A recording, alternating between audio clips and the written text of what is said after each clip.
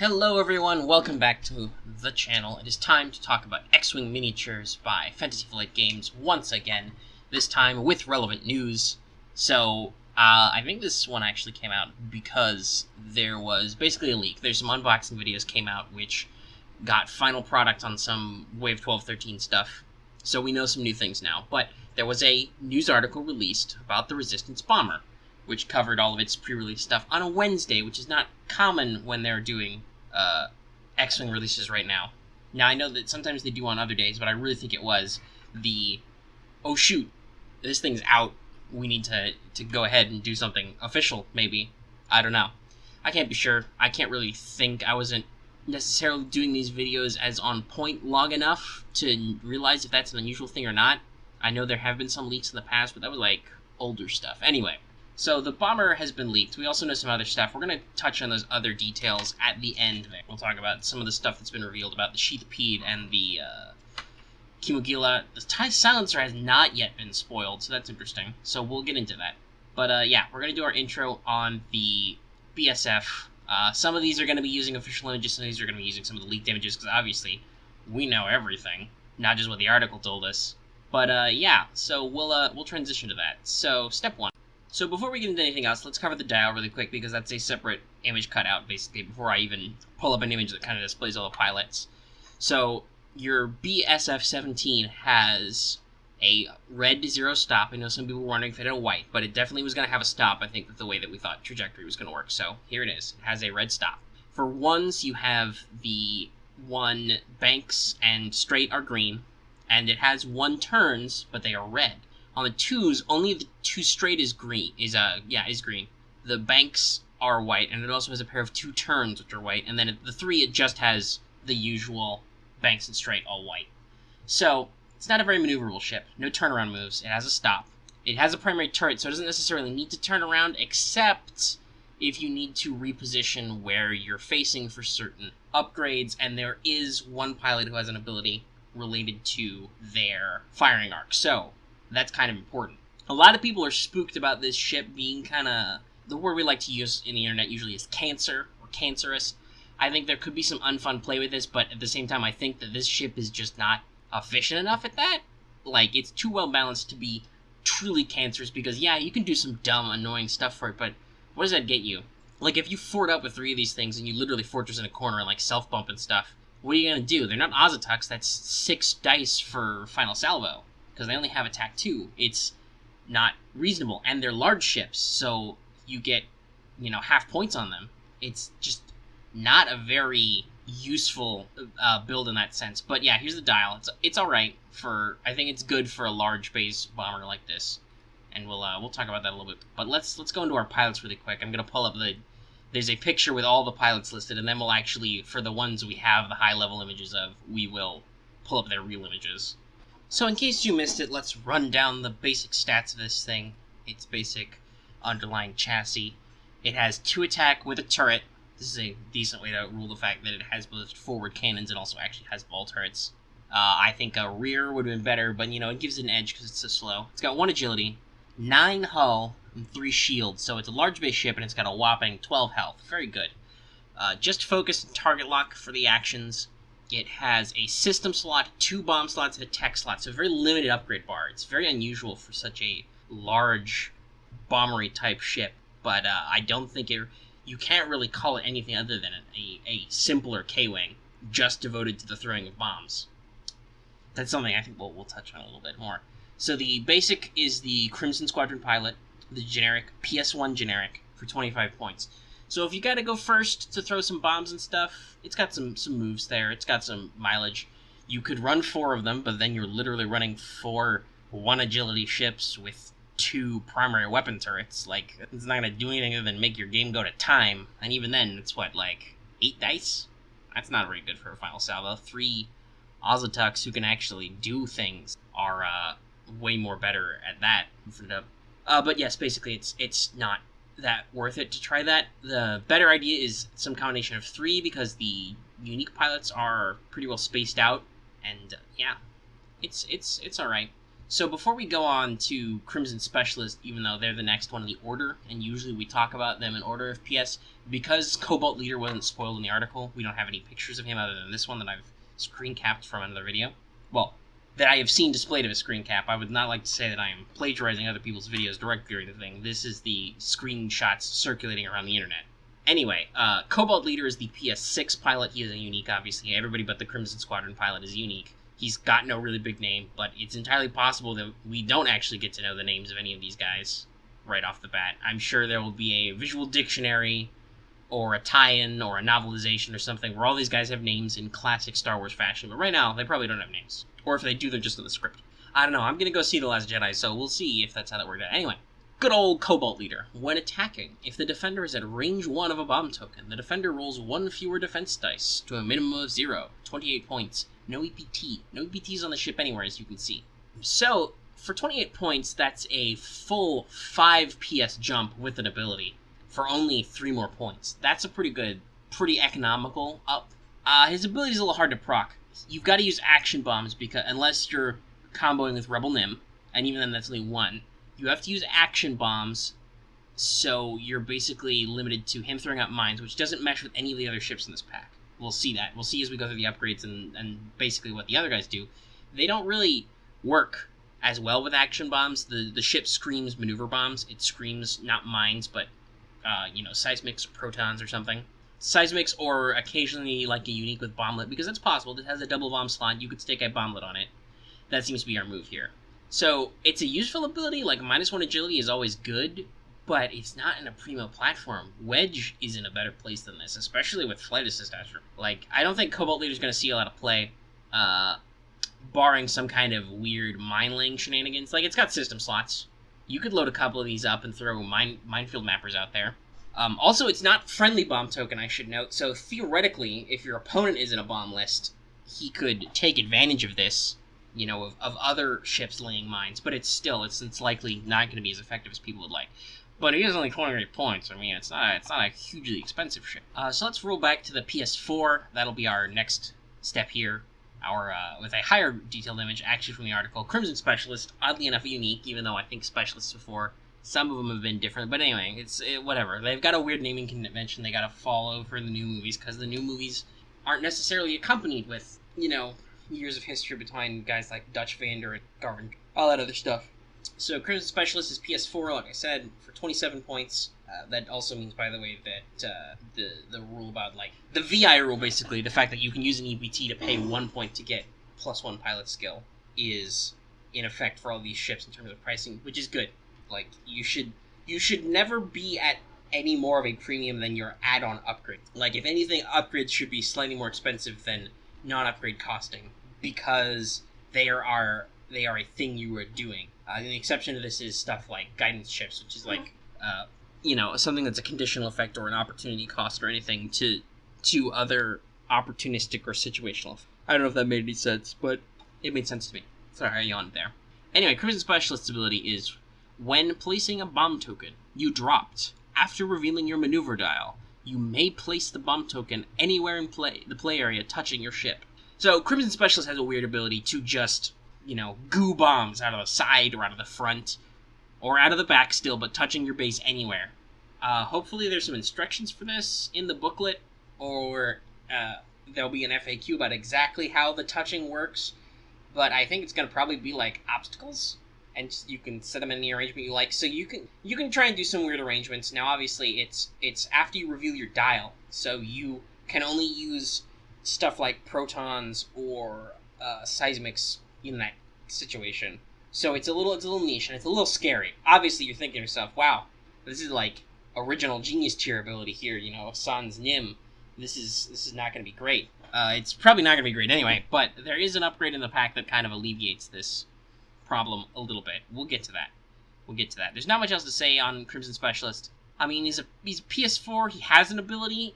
You might, since these things are so cheap, but at minimum you'll want to take 3 because you want to stick some kind of upgrades on there, you might try Crimson Specialist to lead a couple of Crimson Squadrons.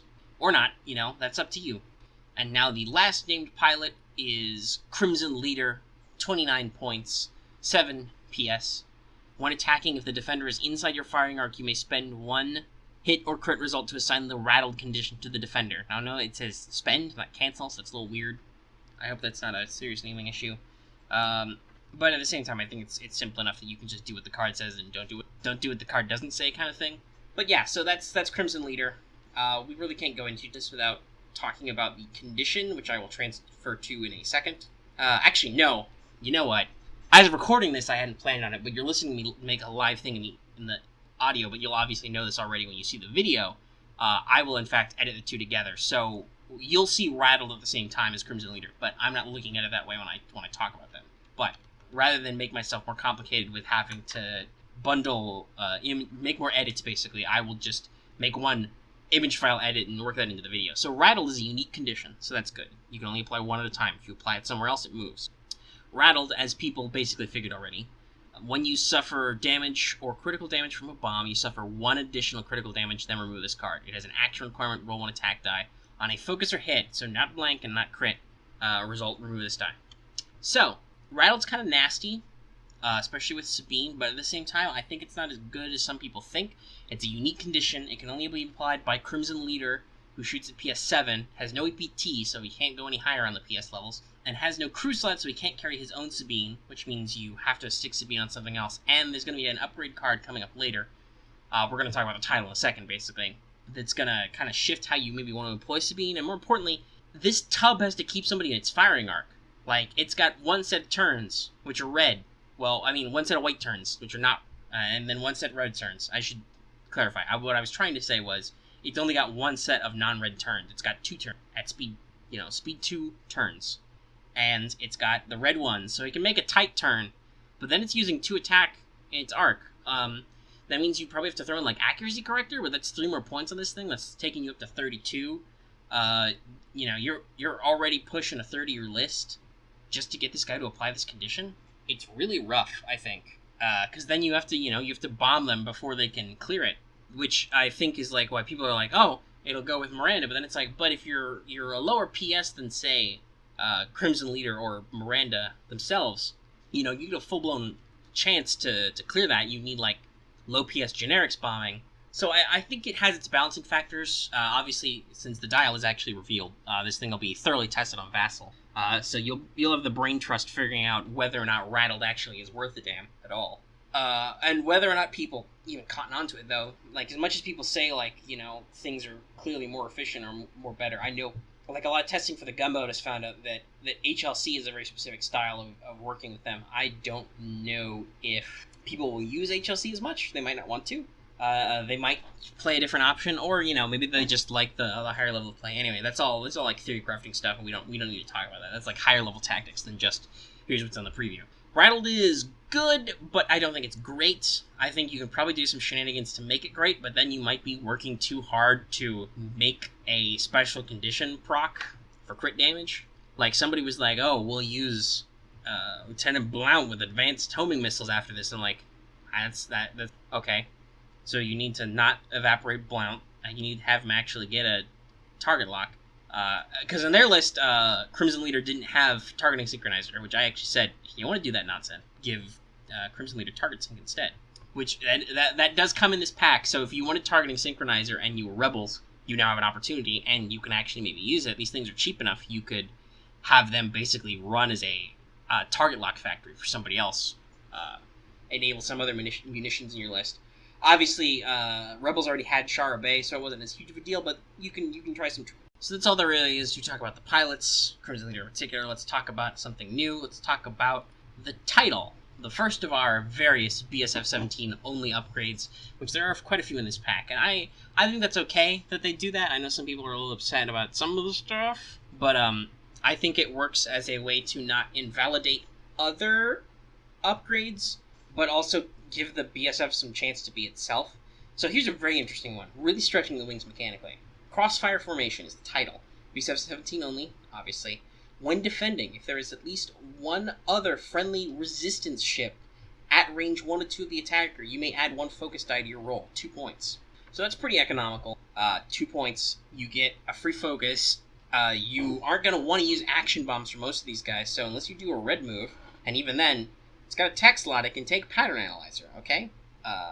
So even with, the limited actions, your limited abilities, you can probably get a focus in, and basically your roll, that means you go from 1 agility to 2 agility. Better than 2 agility because you're adding focus. The only thing it sucks is if you get hit more than once. And obviously, if you've weakened one of these, you can easily focus fire, but it's got a lot of HP, so it helps it. It's good, but it's not too good. It definitely telegraphs a lot. It limits the ship, and obviously I think there are ways to get around it. And unfortunately for this ship, it also really hamstrings who you want to pack it with. Because obviously you're like, gee, if I want these things to survive, to use all these boatloads of bombs they can carry, I want to give it more defense, but that means I got to pair it with resistance ships. This means the only thing you can pair it with are the other SF-17 bombers, T-75, or T-70s, sorry, T-75 nor T-80s out yet, but the T-70s, X-Wings, or the new Falcon. By the way, if you want an easy way to tell, look at the icon on the pilot card. If it's kind of the inverted color, if it's the silver starboard and the red background, that's resistant. You can also see it on the card backs, but if you're looking at the front, there's your reference. That's all you need. And they are literally... Subfactions are a thing. They are real. They are actually spelled out in the rule books. They count as Rebel, but but Rebel Alliance and Resistance are distinct. This references Resistance ships, so it works. Also, obviously, RZ-2 A-Wings are going to happen in the game eventually. There's no reason for them not to. They are a clearly distinct ship name that can gain benefits other ships have gained, and while similar to X-Wing with integrated astromech working, you can give them access to A-Wing only abilities between the two ships. So basically, RZ-2 A-Wings can also be test pilots, so they can also get their EPTs, and unless they get a title that only they can. And you could also do I really want to see RZ-1T, the trainer model, so that A-Wings can get crew slots for fun shenanigans. But anyway, that's a different question. Crossfire's alright. It could be worse, it could be better, it's okay. It definitely telegraphs your build a little, even at a squad building, you're like, well, gee, I want to take the title, because there's no reason not to, other than 2 points per ship, but they're already kind of cheap. But then, you got to deal with the fact that you got to combine it with resistance ship. And as illustrated in a very oddball a preview where they show, a crazy Poe build, boost barrel rolling into range to block for one of these things, so it can be in range 1 to 2, but is closer and directly in front of a Kylo TIE silencer. Why the hell wouldn't you just shoot Poe? Okay, I get that he's probably tankier even with this thing having the extra die, but why would you enable your enemy like that? It doesn't make any sense. Again, that's Crossfire, that's all we got to say on that. So let's talk about our next BSF-focused upgrade, a BSF-17 bomber only modification, deflective plating. When a friendly bomb detonates, you may choose not to suffer its effects. If you do, roll an attack die on hit result or discard 1. So this basically means that the BSF-17 always has an occupied mod slot. It doesn't want to take anything else. Okay, maybe you can make the argument for engine upgrade, but that's 4 points. This is 1, and it's just yeah, screw it. I'll roll to reveal a bomb. I'll throw it 5 forward out of my front guides. We'll talk about that in a second. And I will just, gently roll into range to shoot with my turret. It's, at worst, it is a one-time you choose to ignore the effects of a friendly bomb, and then it's much like Scavenger Crane. It's very economical for 1 point to get once. Some people are a little salty that this isn't an everything upgrade. I don't know. If you ignored friendly, that would probably increase the cost to call it friendly, and then you're using your modification slot, a very highly contested slot. I guess theoretically, even if it was 2 points, you could make the argument that Soontir would be okay with it. But even then, that's still only 1, and that doesn't protect you from Sabine. That just means you don't suffer the effects of the bomb. That would protect you from Rattled, but it's not as good as an actual bomb counteracting upgrade as you'd think. And more importantly, as some people on FFG's forums have said, and I kind of share this opinion, very specific counters are weird, especially with how costly they can be. Auto thrusters, at least, it's out of arc or at range 3. So it's got 2 zones where it triggers, right? And this probably makes it a little more expensive, but the fact that it has those different zones where it triggers, it can be used for more than one thing, right? If this just stopped bombs, then you'd be if it stopped, say, bomb effects and, face-up damage card effects, that could be more like what people are looking for, but and I guess you could still call it deflective plating, but that's branching out of, I think, the SF-17's wheelhouse. We're gonna see maybe if the silencer has anything that'll favor that, but whatever. It's a thing. Deflective plating's okay for 1 point on the mod slot that you're probably not going to use on this ship anyway, so I think it's okay. It's good. It helps protect you a little bit. It's at least one free, why yes, I, Crimson Specialist, can slam on the brakes, put a bomb next to me, and just park my way over here and be like, nah, I'm going to take it. And then the other BSF-17 only upgrade we have already seen, so we'll be brief on it. It's Ordnance Silos, the 2-point, basically extra munitions just for the BSF-17. When you equip this card, place 3 Ordnance tokens on each other. So basically, you have 2 bomb slots. You can either take 2 bombs, or for 2 points, you can turn 1 bomb into 4 bombs. It's kind of useful. It's I think, going to see some action with the SF, because guess what? You have to deal with the fact that, you're trying to use bombs here, which can be very painful. Obviously, some people will choose to just go bomblet, but I think it's got some legs. It's alright. It is what it is. Here it is. I'm showing it to you again in case you forgot. It was already covered. There's already been a lot to talk about it. Let's not talk about it more. By the way, the reason why I say let's not talk about it more is because, guess what? This video is already over 20 minutes long, and I've got a lot of stuff to cover still. So, hey, hi. Let's cover Trajectory Simulator really quick. This is a non-specific upgrade. We saw it already. There is a rules clarification in the booklet how launch works. It's exactly like you think. When you reveal your maneuver, you could drop a bomb. Now it's like, when you do that reveal, when you hit the drop part, you can instead launch. Launch means you take the labeled maneuver template, which means we may see further upgrades or pilot abilities, which speak of launching bombs. That, I think, is very good of them. You take the desired maneuver template, you put in your front guides, you put the bomb at the opposite end. So yes, Trajectory Simulator is let's throw a bomb 5 forward. Very useful. It even explicitly says if it overlaps a ship, the bomb token is placed under that ship, and its effects upon detonating are, happen when they happen. So yeah, that I think is a pretty good way. It's an alternative to slam bombing, which the Rebels have now lost. They can't slam into action bombs to place the shots directly on them. Now with maneuver bombs, so not bombs to trigger an overlap, but maneuver bombs, you can fire them out forward, you can huck them, and you can definitely put a hurt on the enemy that way. Seismic seem to be the most popular, but proton bombs are also good. I've seen some thermal detonators instead. That's also in the pack, so it could be interesting. This is a 1-point system upgrade. So one thing this does is I think it lets Punishers be a little better. You remember, it's a maze, so you can choose front or back as needed. That also means you can choose to activate Death Rain's ability. So you can work around this. It's okay for 1 point. It's pretty good for what it does. It kind of lets bombers hit a new zone of, being much more like regular ships. There's nothing like, oh, I'm just gonna, advanced sensors, barrel roll, squeaky scoop all over the place, poop out a bomb, and then, you deal with that while I just, squeaky scoot out the other way. Or I'm, scum name and I'm just fine. Nor is it, Miranda and K-Wings, okay, I'm going to, boom, boom, zoop, zoop, I'm gonna slam, and I'm gonna, 3 forward, 3 bank, pass over you and literally drop a bomb on you from behind. Yeah, that's kind of neat, but that's a little aggressive, and it allows you to play the perfect information game. Because you can't use this with action bombs, there's still a chance for the opponent to get out of it. They have to have just accurately predicted what you're going to do first. Now remember, you may launch bombs instead of dropping them. So the dropping rules are still when you reveal a maneuver. I believe it's when you reveal and then you do it. Let me actually double check. Hey, guess what? I don't play with bombs because I'm not made of money and I don't own any K-Wings. There was a time when I was going to buy some K-Wings, but they were sold out at the moment, so I got other stuff. So let's just pull up a seismic. Seismic charges. When you reveal your maneuver dial, yeah, okay. So you reveal, you can drop. Now instead of dropping, you may launch. So you trigger that, you throw it out, then you actually execute your maneuver. So you can do a stop, you can stay cleanly out of the way of your shot and still on point for another shot.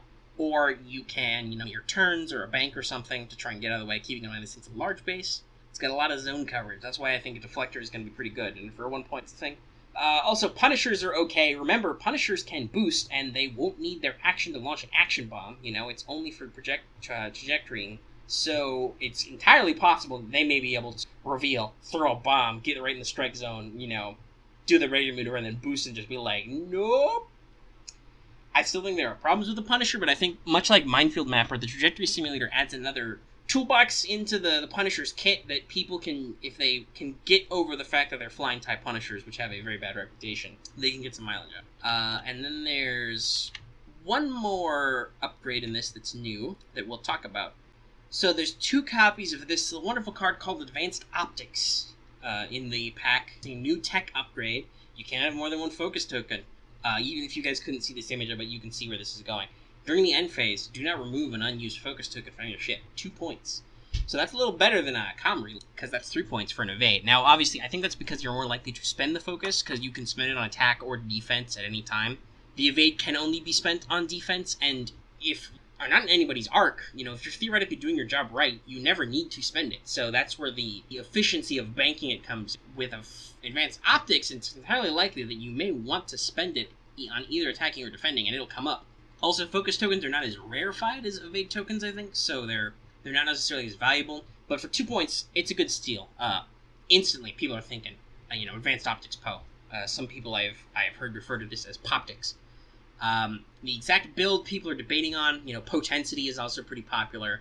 This kind of, that involves comm relay, I believe. This kind of clashes with that. I don't know if you want to do it that way, but you never know. It's because you got to spend it to refresh intensity. You'd much better be off with maybe VI and just slow rolling to get your focus banked, and then just rely on posability and maybe your favorite astromech. I think it's going on other places. The heavier-ish fighters, the SFs and the T-70s, those ships that got a little more defense, got a little more punch, they definitely can also benefit from this. The SF's an oddly heavy fighter, I think, for being a Imperial ship with 6 health. It's got a weirdly limited dial and packs a lot of firepower into its small frame. It's kind of weird, but their various ones might like Advanced Optics on relay.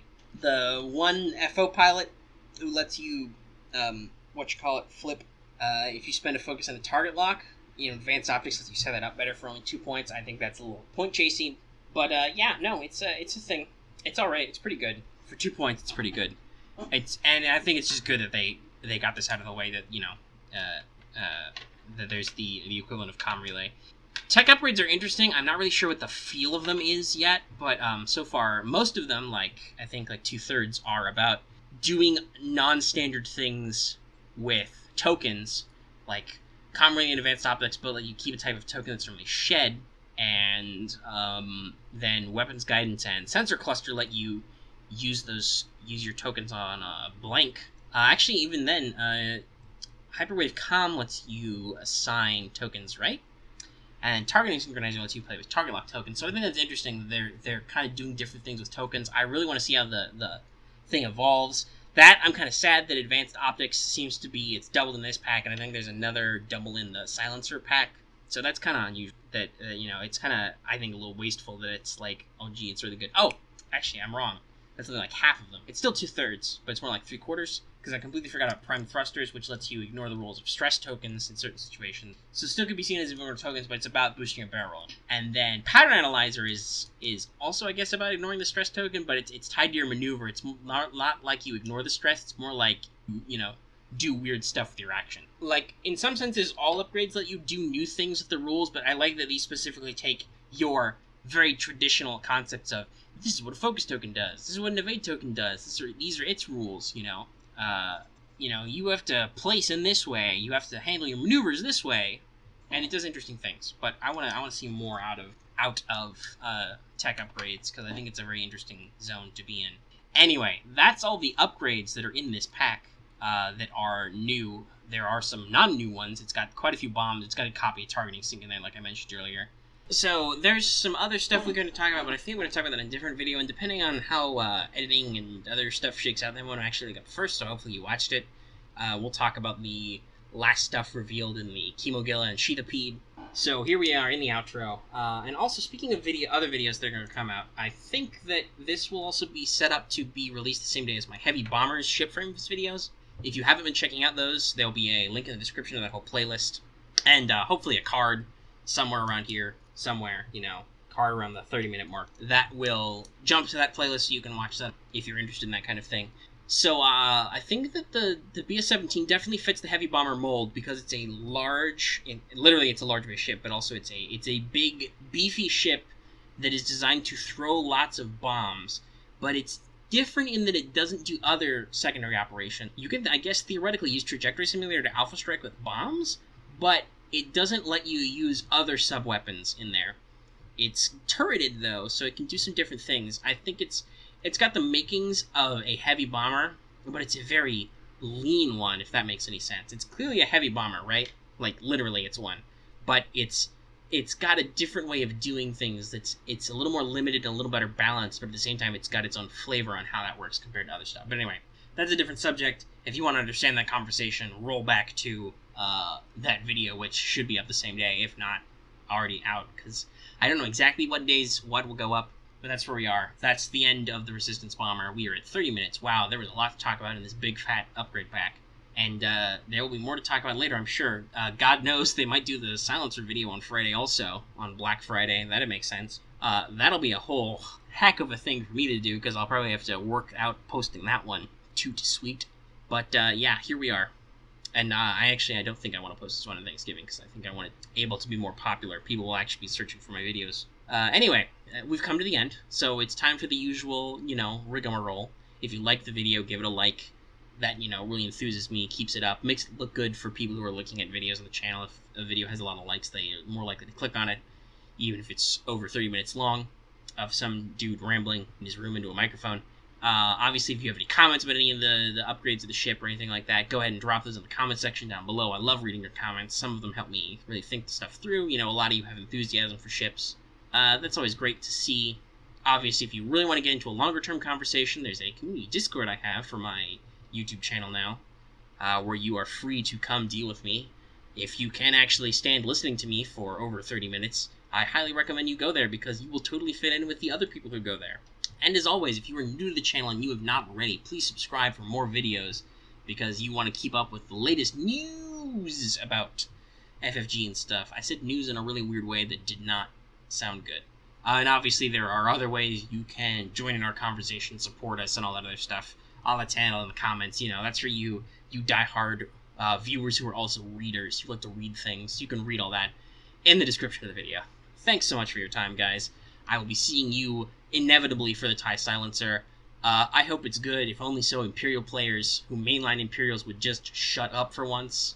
Because, God, okay, I fly imps sometimes. I get that there's some stuff there, but seriously, guys. What are you, the Empire Assault? Calm down. Anyway, yeah. Hopefully I haven't offended any Imperial players. I'm actually okay at playing Imperials. It's funny, I wanna be good at Rebels, but I think I'm not. The ships I own and play most for Rebels are stuff like the U-Wing and the ARC 170, so, what I want to be and what I'm actually good at are different things. Well, but that's maybe a discussion for another time, if I can get some more games in. Anyway, I've kept you going on way too long. I am sorry. Please forgive me. Don't choke me, bro. So I would love to round this out by wishing all of you happy flying, and that is the end of our video.